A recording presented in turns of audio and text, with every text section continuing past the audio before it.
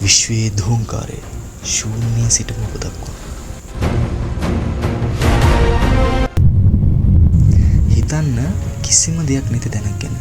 ආලෝකය නැහැ, ශබ්දය නැහැ, අඩුම තරමේ හිස් අවකාශයක්වත් නැහැ.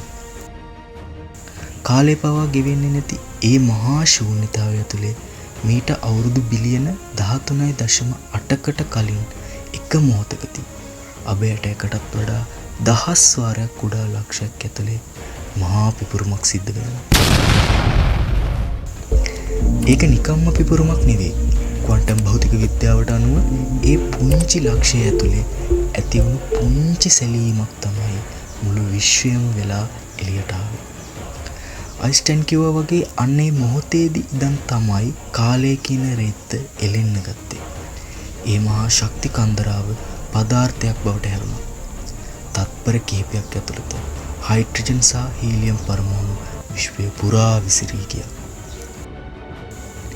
විශ්වයේ අවුරුදු මිලියන ගාණක් තිස්සේ සීතල වෙද්දී ගුරුත්වාකර්ෂණය වැඩි වෙන්න පටන් ගත්තා. වායු වලාකුළු එකතු වෙලා පළමු තරු බිහි වුණා.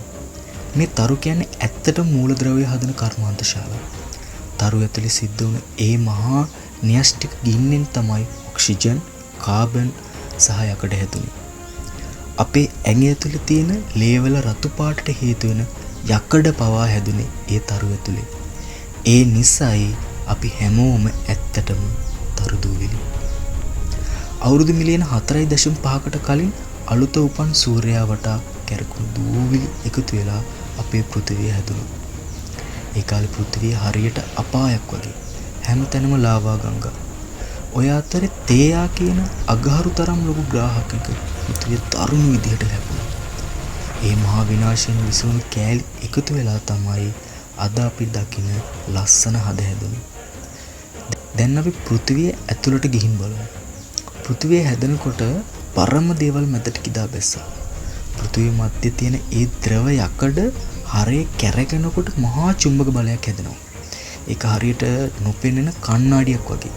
අන්නේ කණ්ණාඩිය තමයි සූර්යයාගෙන් එන මාරාන්තික කිරණ වලින් අපේ ජීවිත ආරක්ෂා කරන්නේ. විද්‍යාව මේ විදිහට කියද්දී මිනිස් ඉතිහාසයේ පුරාම ආගම් මේ ගැන ලස්සනට කතා කිව්වා. බුදුදහම කිව්වේ ලෝකය කියන්නේ චක්‍රයක්. ඒක හැදෙනවා, විනාශ වෙනවා, ආයෙත් හැදෙනවා කියලා. දේවවාදී ආගම් කිව්වේ මේ හැම දෙයක්ම දෙවියන්ගේ මහා සැලසුමක ප්‍රතිඵලයක් කියලා. හින්දු දර්ශනයට අනුව මේක මහා බ්‍රහ්මයාගේ මෙවීම. මේ හැම මතකයකම තියෙන්නේ එකම ගෞරවයක්. ඒ තමයි මේ විශ්වයේ තියෙන අසම සම්පූර්ණ.